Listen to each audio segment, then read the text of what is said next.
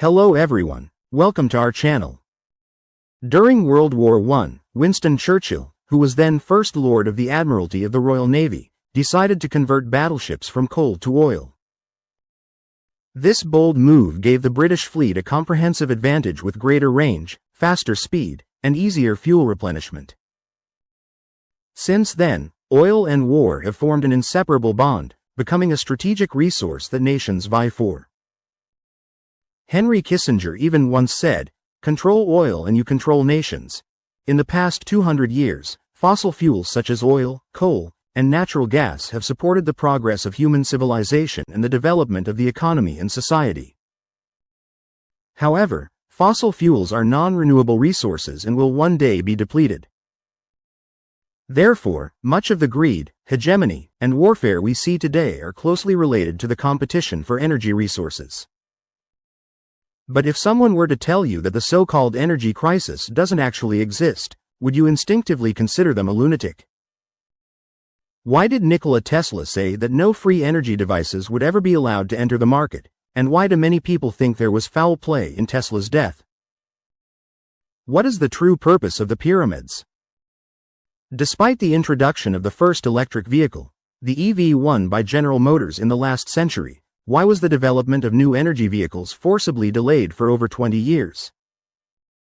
In today's video, we will answer all of these questions and discuss the story of energy.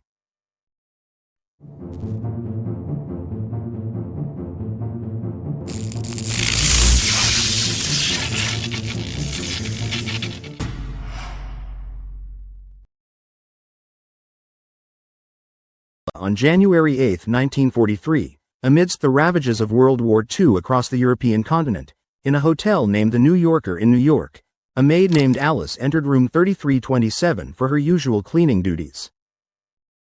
On this day, she did not notice the "Do Not Disturb" sign hanging on the door. Upon pushing the door open, Alice was startled and taken aback.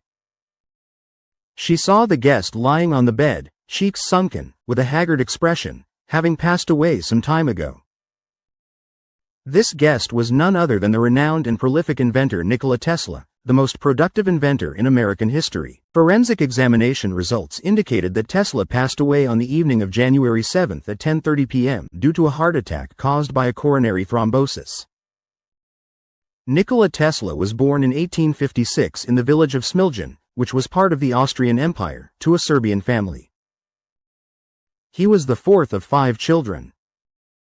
In 1884, at the age of 28, Tesla moved to New York, where he began working at Thomas Edison's laboratory and later became a naturalized American citizen. Tesla passed away at the age of 86. Looking back on his life, Nikola Tesla was not only a physicist and mechanical engineer but also a significant proponent of bringing electricity into countless homes. His numerous research and inventions are immeasurable, with some suggesting that up to 80% of the technological inventions we use today can be traced back to Tesla.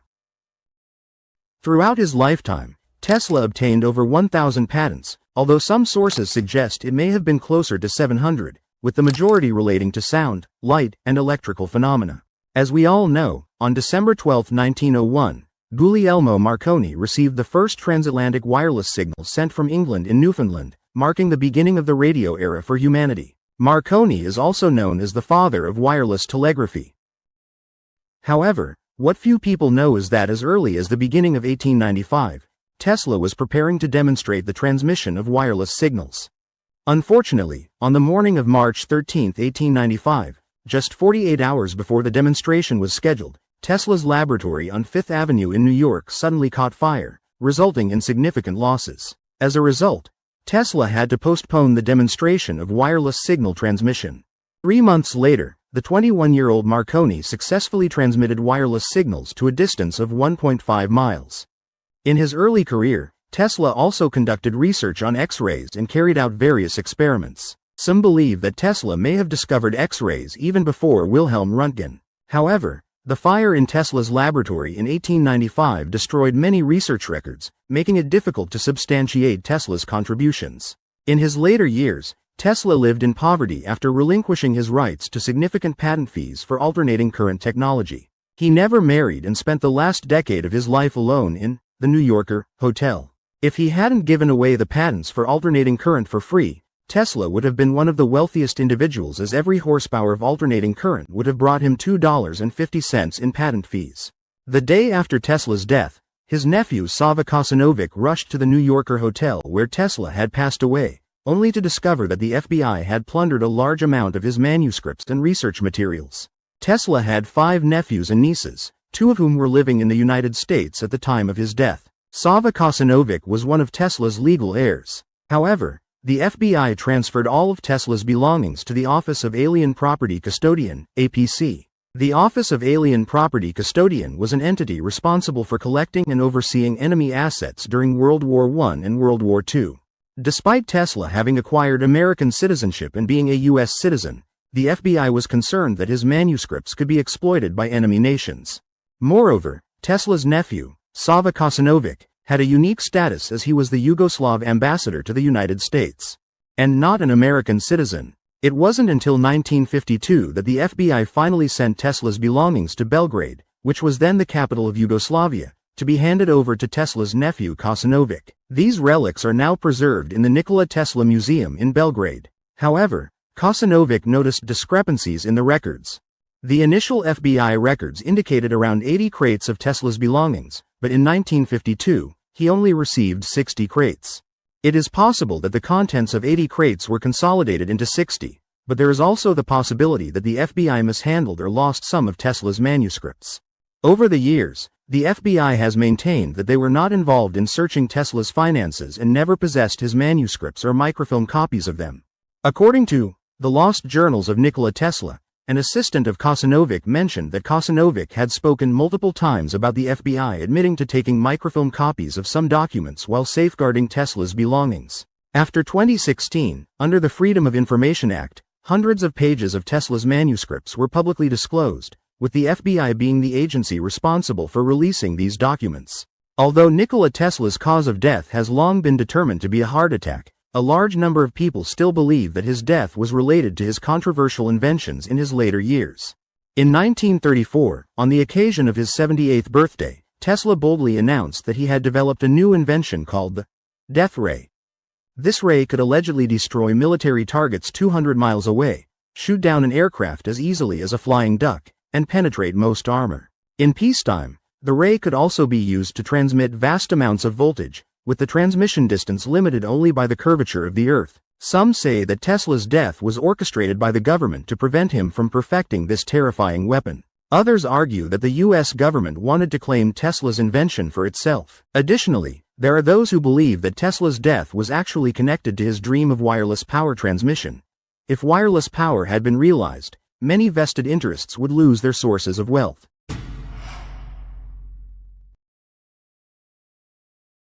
On June 6, 1884, a cruise ship from France slowly approached the port of New York. Standing on the deck of the cruise ship was a young man filled with curiosity about this unfamiliar city. In his pocket, he carried nothing but a letter of recommendation written by his former employer, Charles F. Batchelor, addressed to the renowned American inventor and entrepreneur Thomas Edison. The letter contained the line, "I know 2 great men, one is you, the other is this young man." The bearer of this letter was the 28-year-old Nikola Tesla. A few years earlier, Tesla's father had passed away, and his uncles pooled their resources to send him to Prague for further education.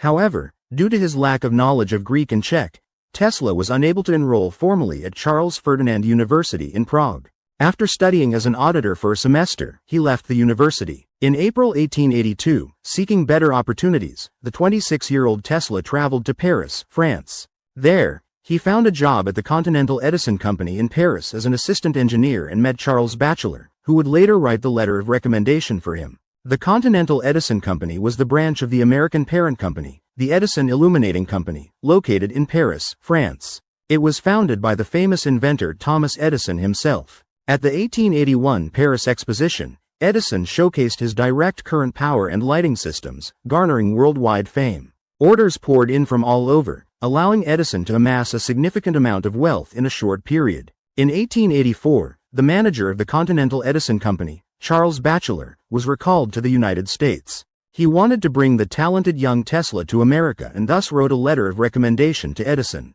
However, Tesla's first meeting with Edison was not particularly pleasant. While working in Europe, Tesla continuously experimented with alternating current, and in 1883, he constructed his first AC induction motor. Upon meeting Edison, Tesla eagerly showcased his work to the senior inventor, expressing that AC was the future trend. However, Edison responded with a dismissive, "Shut up," asserting that DC was the American standard and would remain so for the next several decades.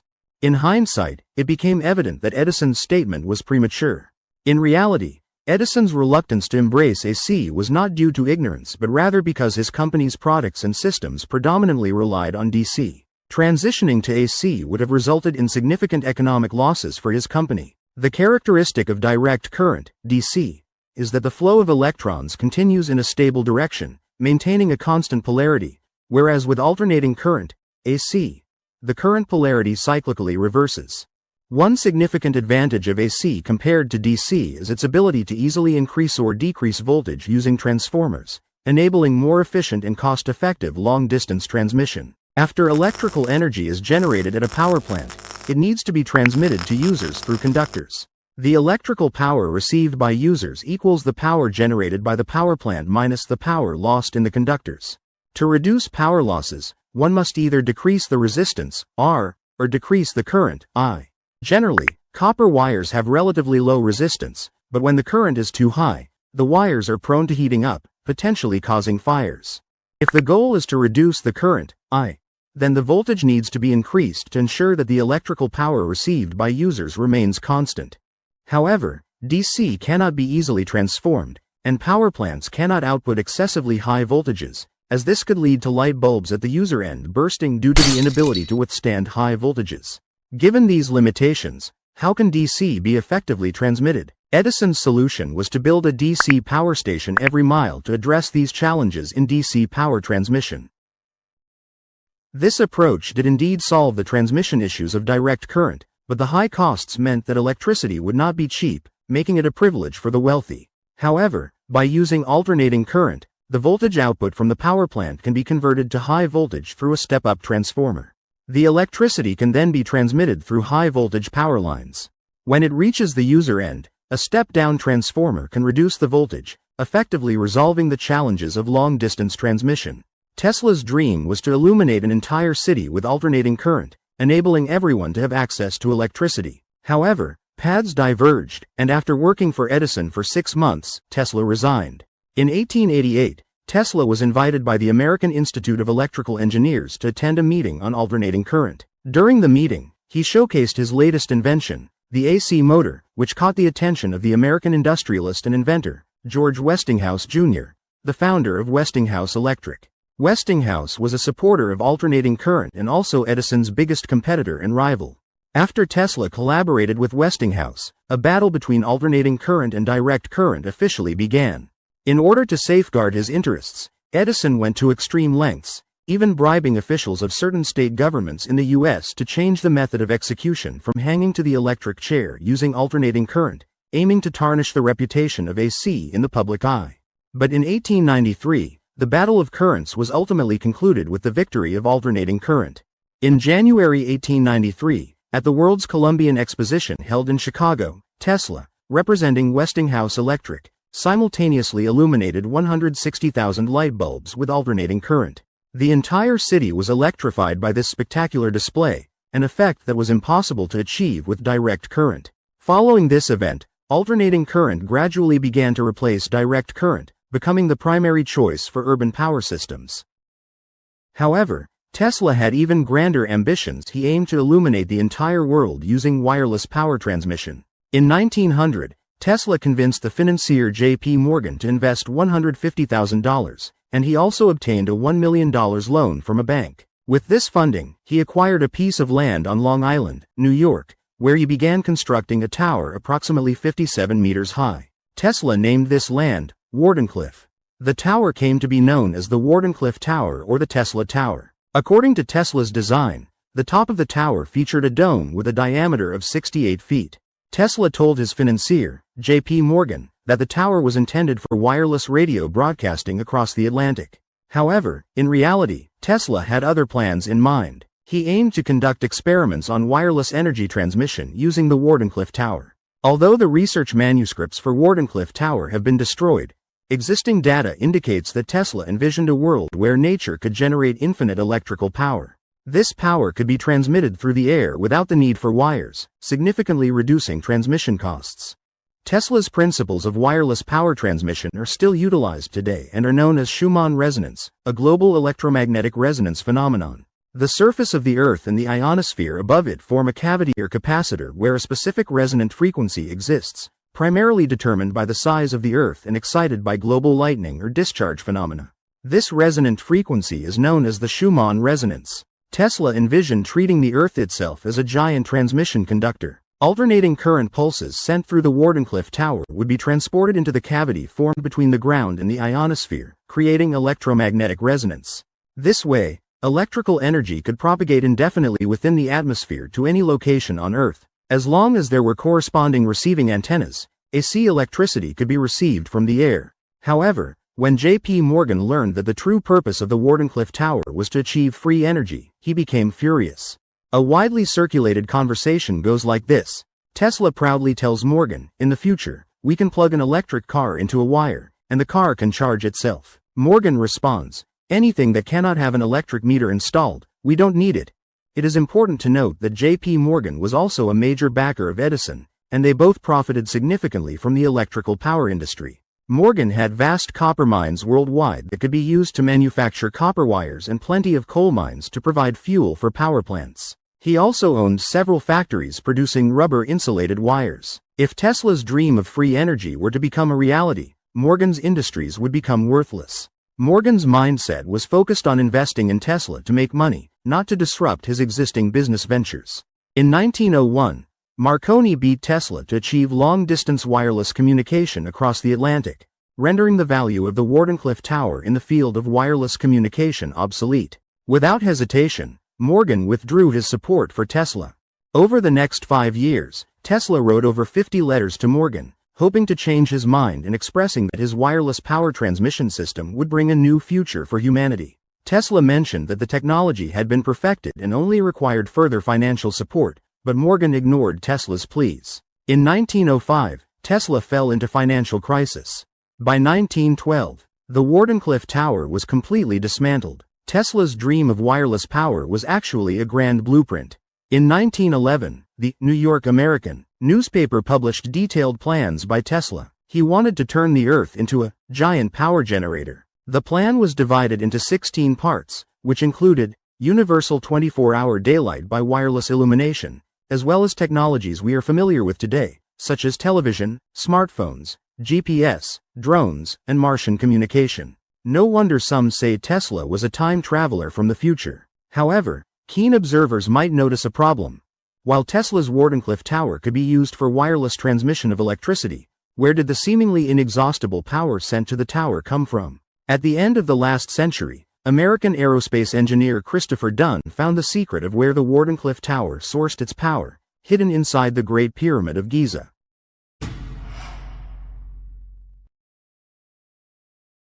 For a long time, mainstream Egyptian archaeologists have been telling us that the pyramids are tombs of pharaohs. However, in reality, no pharaoh's remains have been found inside the pyramids.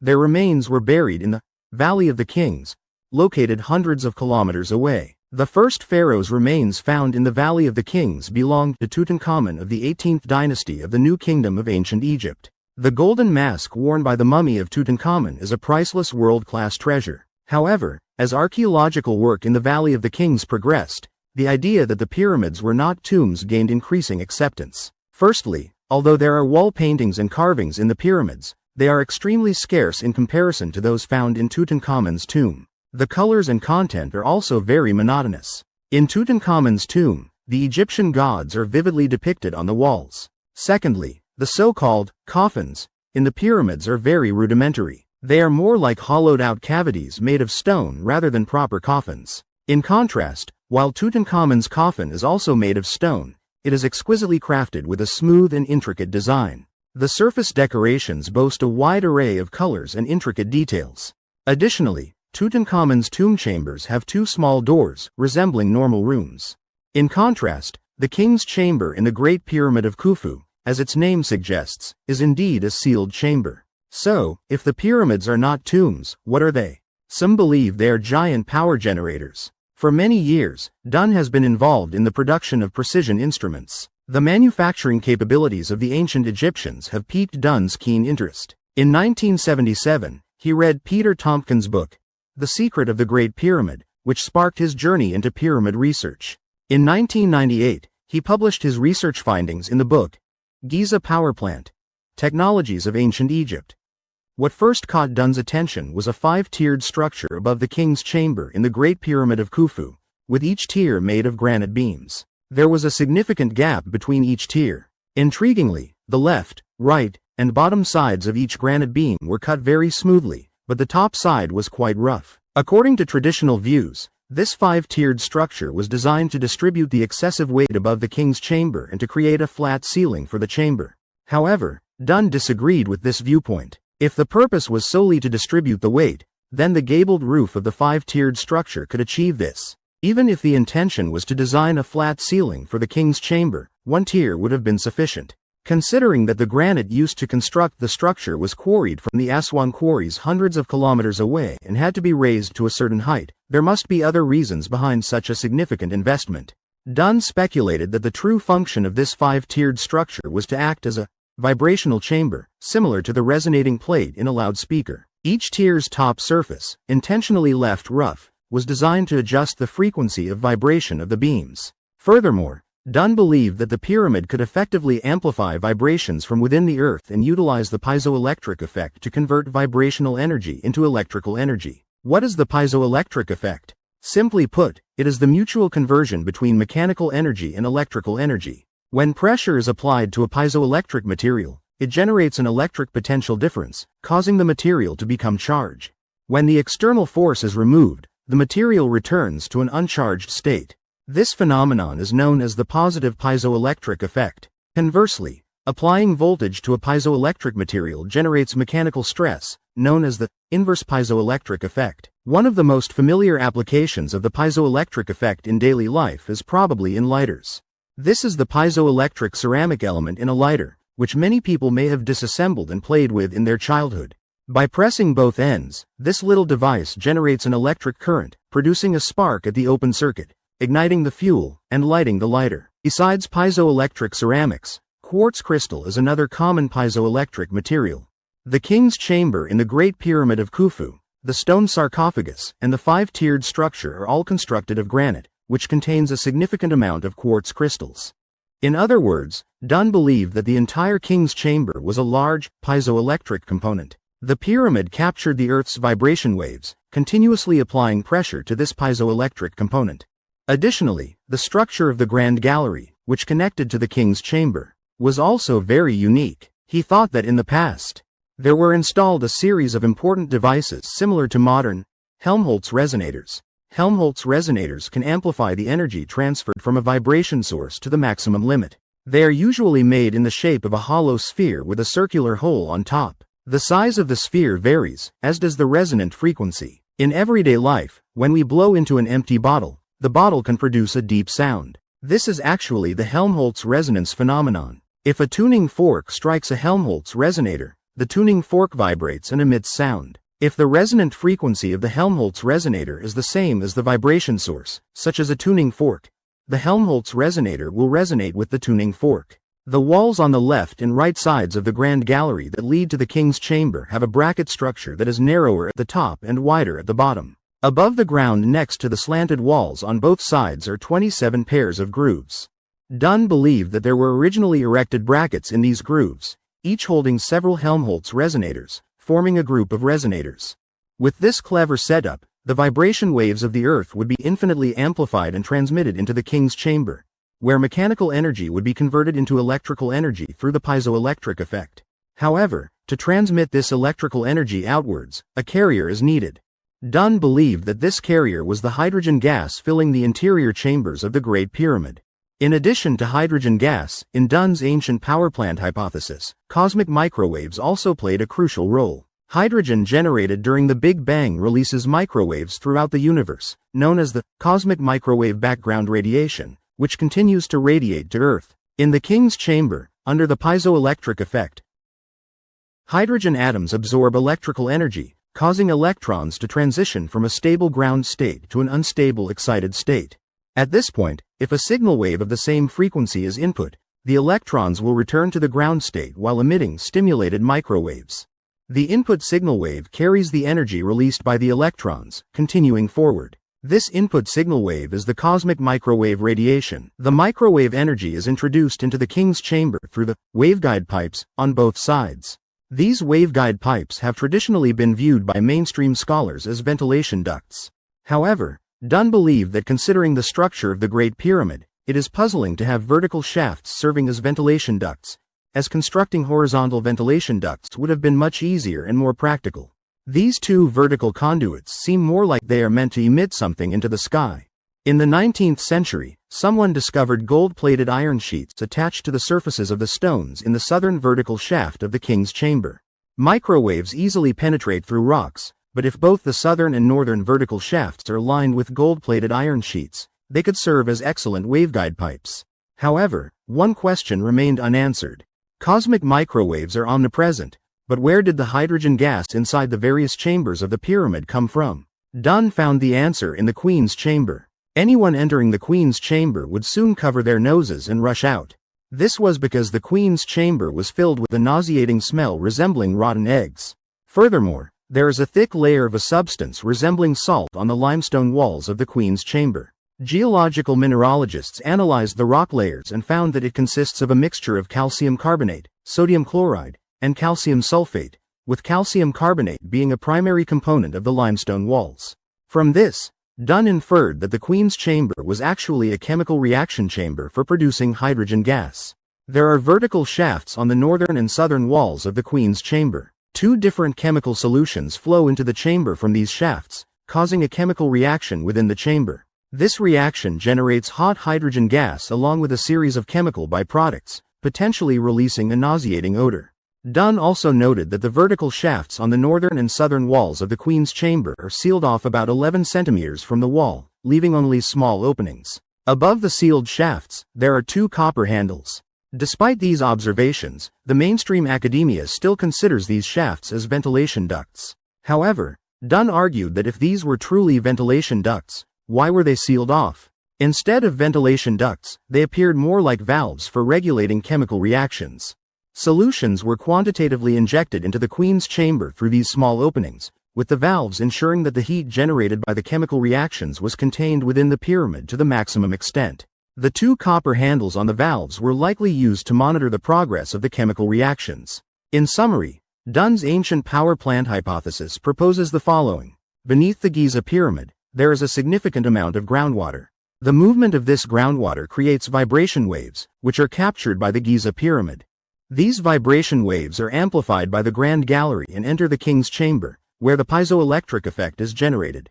In ancient Egypt, a chemical solution was injected into the Queen's chamber through vertical shafts on either side, and the heat exchanger generated by the reaction quickly filled the Queen's chamber. The electrical energy produced by various piezoelectric effects introduced through the passages inside the pyramid was extracted in the form of microwaves through hydrogen atoms, and transmitted through waveguides on either side of the King's chamber into the sky, oscillating in the cavity between the Earth's surface and the ionosphere, and transmitted worldwide. Coincidentally, beneath the location of Tesla's Wardenclyffe Tower, there were also abundant underground water flows. Could it be that Tesla understood the working principle of the pyramid early on? Even more coincidentally, like Wardenclyffe Tower, the pyramid was also damaged. After conducting on-site investigations of the pyramids, Dunn found cracks in the granite crossbeams on the ceiling of the King's chamber. The so-called stone sarcophagus was not originally rose-colored Aswan granite but chocolate brown, and there were charred black marks on the walls of the Grand Gallery. Dunn speculated that someone had carried out explosions inside the pyramid. However, it must be said that while Dunn's theory sounds sensational, so far there is still a lack of solid evidence to support his viewpoint. Therefore, the theory of the ancient power station in the pyramids is not accepted by the mainstream scientific community and is considered pseudoscience.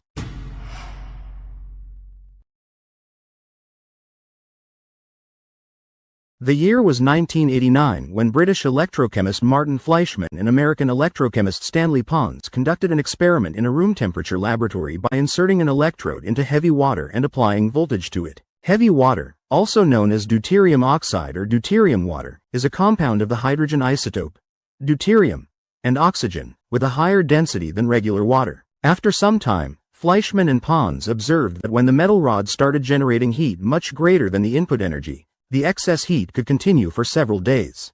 The net energy released was hundreds of times greater than the energy released by any known chemical reaction. They believed the only explanation was that the experiment had generated a nuclear reaction and thus proposed the concept of cold fusion. This involved conducting nuclear fusion reactions under relatively simple tabletop conditions at room temperature, releasing huge amounts of energy. Cold fusion challenged the traditional understanding that nuclear fusion had to occur at extremely high temperatures. Imagine a desktop-sized nuclear reactor capable of generating vast, clean energy without radioactivity. This ignited hopes for a super energy source, while signaling the potential obsolescence of coal, oil, and all other forms of energy. It's easy to imagine that once Fleischmann and Pons' experimental results were made public, they caused a huge stir. However, instead of excitement over the discovery of a new energy source, there was more ridicule and condemnation directed towards the two scientists. A large number of mainstream scholars believe that Fleischmann and Pons' experiment was a measurement error, fundamentally irreproducible, and that they were nothing more than charlatans. However, outside the mainstream, there were dissenting voices. American scientist Eugene Malov believed that cold fusion was achievable. He claimed in his book, Fire from Ice, that his team had successfully replicated Fleischmann and Pons' experiment multiple times. Malov, originally a teacher at MIT and the chief science writer for MIT's news office, resigned from MIT in 1991. Alleging that MIT had concealed data on cold fusion. For years, he was a supporter and advocate of cold fusion theory until his mysterious murder in 2004. Taking the timeline back 20 years from 2004, in the 1980s, American Stanley Meyer claimed to have invented a water-fueled car that could run 180 kilometers on just 4 liters of water. At that time, oil prices were soaring due to conflicts in the Middle East, causing significant hardship for the American public. If cars could truly be powered by water, it would undoubtedly be a revolutionary breakthrough. Many investors extended olive branches to the company, hoping to invest and support Meyer in bringing his product to the market sooner. However, in 1998, just as Meyer was about to showcase his achievement, he was found dead in a hotel. Before his death, he grabbed his throat and laboriously uttered the words, "They poisoned me." However, after a police investigation, it was claimed that no known poison was detected in Meyer's body. He was said to have died from an aneurysm, a natural death. The police also released another piece of information, stating that 2 years before Meyer's death, a court in Ohio had found him guilty of gross and egregious fraud, and ordered him to pay back investors for money he'd been given. Given our current level of science, the idea of using water as fuel does seem far-fetched, clearly contradicting the first and second laws of thermodynamics, which is why most people view it as purely fringe science. However, what many people do not know is that the birth of the now popular new energy electric cars also faced a tumultuous journey. Before Tesla emerged, the electric car had already died once. On July 24, 2003, a funeral was held at the Hollywood Forever Cemetery in Los Angeles for the electric car. Engineers, electric car enthusiasts, and celebrities from across the United States paid their respects with eulogies, flowers, and tears. The electric car in question was the EV1, the world's first mass-produced electric car, manufactured by General Motors at a cost of billions of dollars and released in 1996. It was aesthetically pleasing, noiseless, pollution-free, and provided a good driving experience, capturing the hearts of numerous car enthusiasts. However, within a few short years, the life of the EV1 came to an abrupt end. General Motors recalled all EV1s and destroyed them. In 2006, American director Chris Payne released a documentary called Who Killed the Electric Car?, pointing out that the EV1 was killed in its infancy due to collusion between oil giants and the U.S. government. The development of electric cars posed a threat to oil companies. These companies lobbied the government while also buying out battery companies supporting electric cars and then sabotaging their operations. In 2001, George W. Bush took office, and he and his father, George H. W. Bush, had deep ties to the American oil industry. The Bush family, hailing from Texas, a major oil-producing state for nearly a century, both father and son began their careers in the oil industry, with each spending about 20 years and a decade respectively in the American oil sector. Their administrations included several prominent figures from the oil industry. Given George W. Bush's strong connections to the oil industry, he effectively sentenced the 21st century electric car revolution to death. Following this, major car manufacturers showed minimal interest in researching new energy vehicles until Elon Musk, who enjoys challenging the impossible, appeared. Throughout history, every major technological change has brought turmoil. In 1543, Copernicus published his heliocentric theory before his death, sparking the Copernican revolution. His theory overturned the geocentric model and liberated natural science from theological constraints. In the 17th century, Galileo, who invented the telescope, was persecuted by the Roman Catholic Church for supporting Copernicus' heliocentric theory in his writings, as the Church considered it to be promoting heretical ideas. Looking back at the history of revolutions, the Copernican revolution not only revolutionized astronomy but also propelled advancements in various scientific fields. Returning to the topic of free energy, it is undeniable that many concepts related to free energy still appear highly futuristic today. Tesla's dream of wireless power transmission also presents many incomprehensible and unresolved technical challenges. For instance, the wireless transmission of electricity disperses energy in all directions, and if the receiving end is too far from the transmitting end, the received energy will be very weak, making long-distance transmission extremely difficult with current technology. However, the turnover of old and new is a historical law. With the efforts of generation after generation, who can say that what seems like science fiction today will not become reality in the future? Well, that concludes our discussion for today. See you in the next episode. Goodbye.